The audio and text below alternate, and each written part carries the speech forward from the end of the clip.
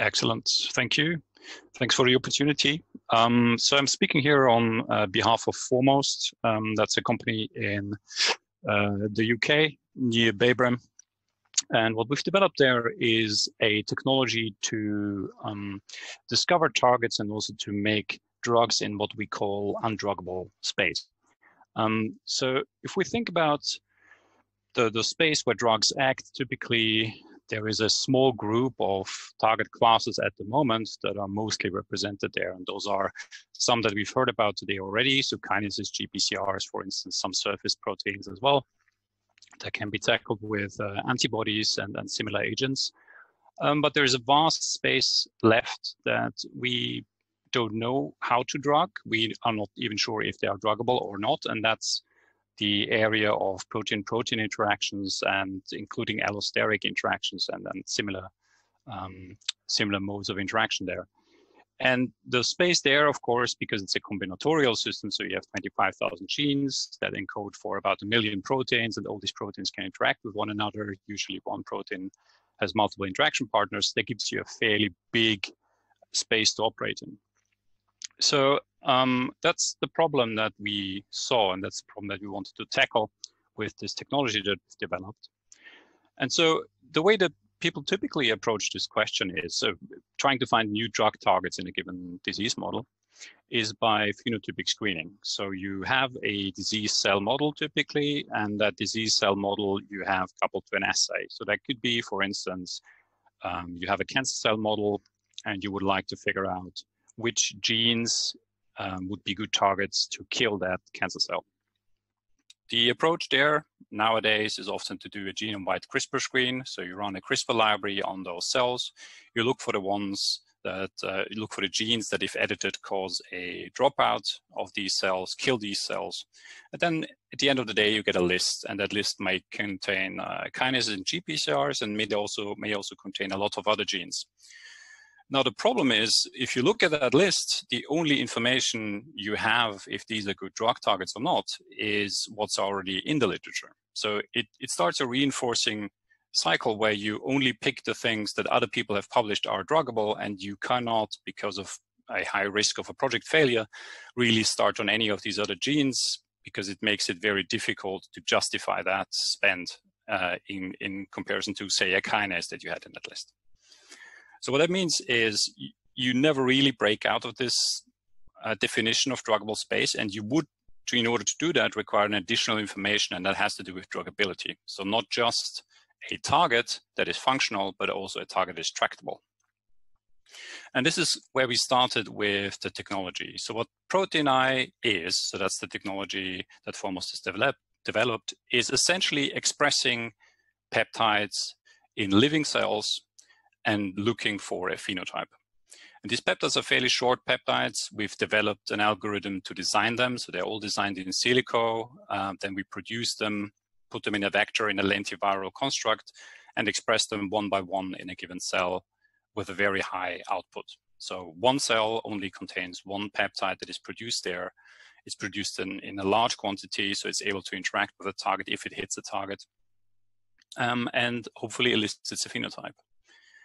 And so these libraries that we've built are all based on the idea that we want 3D shapes in the cell. So it's not linear peptides that we are producing, but we're using the information that evolution has encoded into proteomes by taking these proteomes as starting points for our design process. And we have libraries that are built off of the human proteome, but also of bacterial proteomes and across the tree of life, including plants and other organisms. And so once we have a peptide that causes a phenotype, and this is done in a screen very analogous to a CRISPR screen or an shRNA screen, we then have a peptide target pair. So we identify the target by just using the peptide as a bait, essentially, to pull down the target that it interacts with. once you have that peptide target pair, you have a starting point for drug discovery. So typically, we don't use the peptide, as we had a talk on cyclic peptides at the very beginning of today's session. So we're not trying to use the peptide as a drug, but we use the peptide as a starting point for drug discovery of a small molecule drug. So that means you have a target, you have a peptide. If you have a crystal structure, or you can make a crystal structure of this particular target, that opens up the possibilities of doing virtual screening or structure-based drug design. If you do not have that opportunity, for instance, the protein is too difficult to crystallize or there's some other issues with it, you can use the peptide target pair directly as a peptide displacement assay. So label the peptide and run, for instance, a fluorescence polarization assay. Or you can also run DNA-coded libraries against peptide plus target and peptide without, target without peptide. So in that case, you have a subtraction system where you can then identify compounds that particularly hit the pocket where the peptide is binding. The way that these screens look in practice, as I mentioned, these peptides are put into a lentiviral vector, so they're encoded in DNA. They integrate into cells, one peptide per cell. We use a large number of cells per peptide to represent the libraries.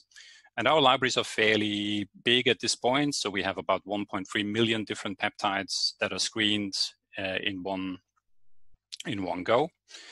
And so that means quite a large number of flasks, as you can see here on this table, that a brave scientist spends a day on actually passaging and running these screens in multiple replicates. And our screens have quite a lot of flexibility. So you can look, I started mentioning cancer at the beginning. So you can look at particular scenarios where you want to kill a cancer cell, but you can also look at something like white fat to brown fat transition, at returning an aging phenotype to a younger phenotype of a cell, for instance, by autophagy, or also, right now, very, very interesting, of course, antivirals, so by modulating host factors in the cell. But all of these processes happen in live cells in the context where that particular target really acts and has all its cofactors and so forth. So that's an advantage over in vitro screening, because you don't have to artificially create the milieu in which the target is supposed to interact with your ligand. Since the lentiviral vector integrates into the cell, we can use next generation sequencing to read out the cells of interest. So we run the screen, we have a selection process for cells of interest that could be activating a GFP reporter, for instance, for a pathway. It could be cell death. So in that case, you would have a control group and a treatment group, and you look for a difference between the two. It could be displaying something on the surface and then using flow sorting to distinguish the group of interest from the group of that is your control, that doesn't show a phenotype. So Illumina sequencing then gives you a list of peptides, and with that list of peptides, you then go into the other steps that I explained, so trying to identify the target and trying to drug the target. As I mentioned, the technology is fairly flexible, so these are some of the programs that we're working on. PhoreMost is not a service company, so they have an internal discovery pipeline that includes oncology, immuno-oncology. We've just started with targeted protein degradation, which I won't have time to go into today, but you can imagine that this technology can also be used to find particular ligands to, for instance, E3 ligases to recruit them. And also aging is something we're working on. And there's some external collaborations, which are technology access type of interactions with, for instance, Novartis and with Boehringer and some other partners. So in order for this to make it a bit clearer of how this actually works, I've picked an example here from a cancer screen that we've run. And in this case, this is a screen for KRAS synthetic lethal peptides. So typically, KRAS, one of the most prominent oncogenes out there, we've tried to drug this oncogene for many, many years, or the field has tried to do this. There's some examples where certain configurations of this oncogene may be druggable. The trials are still ongoing on this. But overall, it's very, very hard not to crack. And people have tried to do something different. And rather than trying to directly drug KRAS, they've tried to start to think about what does KRAS change in the cell? Does it create new dependencies on certain genes? And that's called synthetic lethality. So looking for something that in the presence of oncogenic RAS is lethal to a cell, but in the presence of normal RAS isn't. So I will not go into this particular slide, but you can see that RAS is connected to a lot of different pathways, probably, you know, as any other gene in the cell is. And so overactivation of this particular gene has consequences on some other parts, and several dependencies have been described in the past. So a screen that we've configured here is particularly looking at figuring out which of these dependencies could potentially be exploited with a peptide, and then find a target and then find a drug to that target. And that's the screen that we've configured here. So we have an inducible model where KRAS can be activated by the addition of doxycycline. So you have either a wild type KRAS or you have a mutant KRAS. It's a fairly clean induction, as you can see here on this Western blot. And so essentially we have two cell populations that we can now treat with our peptide library. We treat the wild type cells, we treat the mutant cells, we keep them in parallel, keep them going for several days after induction of the mutant RAS. And then what we're asking is, can we find any peptides that specifically kill the mutant but do not kill the wild type? And of course, those will not be many, but we found a few. And if you look at this plot on the right, this bubble plot, on the x-axis, you can see the representation of the given peptides in that sample. On the y-axis, you see the difference between treatment and control. So that's the most important piece of information on here. And this means that the dots that are furthest away from the x-axis are the ones that show the strongest difference, each dot here representing a peptide. So we went through these in the process of this screen. We retested all of them using different assays than the original one. And so the second from the top that we've named RAS002, which I agree is probably not the most creative way of finding a naming scheme, but this is what we stuck with here. It showed very strong, consistent depletion of mutant cells, but didn't affect wild type cells much. And so in this case, the depletion was about 50%. And it's important to say that, as I mentioned before, the peptide is not our drug. So we're not looking for something that kills the cells. All we need is a consistent phenotype that is big enough for us to see, can we rescue this effect? Can we identify the target? So that seemed to be successful. We've got 3 replicates down there. You kind of see the drop in signal about 50% every time. Another question is, what's the target of this particular peptide that seems to be synthetically lethal with mutant RAS? And for this, we generally use yeast-to-hybrid as the method of target identification.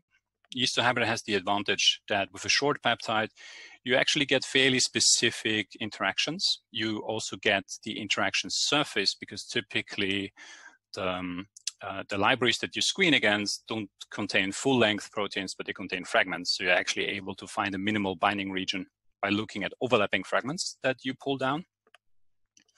So in this particular case, what we found is a protein that has not been linked to KRAS in the past. And we think it has not been linked to KRAS in the past because in order for it to act as a target, you need to hit 2 paralogs of the same protein that are present in the cell. Typical CRISPR libraries or shRNA libraries are purposefully built to avoid hitting multiple proteins at the same time. So they're built so you can uniquely identify one given guide RNA and can link that to one given gene. But in this case, we saw that it seemed to be important to hit both of these paralogs with the peptide. The target itself is known as an oncogene in leukemia. And interestingly, the site where our peptide binds is the site that is known to be critical for a PPI interaction that is required for its oncogenic function. So that was a very interesting result that we got from the screen. We got very excited about this. And just to show that this is actually the target, we then ran a number of rescue experiments, which you can see here.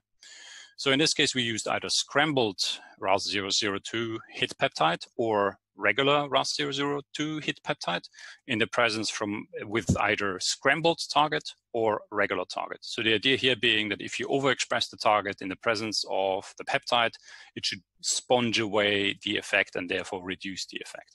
And this is actually what we see. So if you look at the red bars, which represents the regular RAS2 peptide, you see the effect on the left side of these two graphs with the red bars, and you see the rescue on the right side if we overexpress the target. Now, if I mentioned that this is a PPI interaction that we are disrupting here, and if we take, instead of our RAS2 peptide, we take a piece of that PPI interaction instead, which should act as a positive control, we see the same effect. So here also we see a drop that is about the same magnitude. These are not the blue bars, and we see a rescue by overexpression of the target. So we are fairly confident that that is the actual target of this peptide. And now the step where we translate this to a small molecule drug. Since we are dealing with a peptide and a target, and since in this case, actually there was a structure for this interaction available, we can now perform something that we call peptide SAR. So essentially, you just modify residues on the peptide, and you're asking, do any of these changes change the binding properties of the peptide to the target? So we identified two possible sites of interaction in that peptide binding growth where our peptide is hitting the target. Site 1, anything we did there, it completely stopped the binding, so we abandoned that site. But site 2, we found several modifications that were actually able to increase the binding. So we are concentrating on site 2 at the moment for our drug discovery efforts, and that has now entered hit to lead phase to translate this into a small molecule. And just to show you that, because since this target was not previously implicated with KRAS or linked to KRAS, that you can also find things that you would expect to find. Here is another screen that we've run on the same model, but with a different library. And in this case, we found 2 hits that very strongly dropped out of the screen. So again, they were able to kill the KRAS cells, but not the wild type cells. And the target of these 2 hits was the same target. So we found the same target twice. And this target has been previously in a landmark synthetic lethal paper with RNAi in a different cell line, DLD1, but also a KRAS synthetic lethal screen, but in this case performed with RNAi.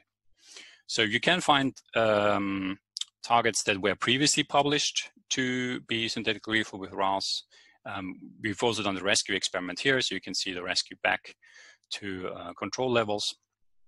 But you can also find targets that otherwise are hard to discover because they require a screen on the level where proteins, where small molecules actually act, and that is the protein world and not necessarily the DNA world. So I'll try to keep this brief. I hope the takeaway message came through. It's essentially a screening technology allows you to screen in live cells and identify peptides as starting points for drug discovery. And I would like to just show you this picture of these beautiful people who are now all staying at home and socially distancing, not as in this photo. And that's our team in Cambridge. Thank you. If you have any questions, I'm happy to answer them.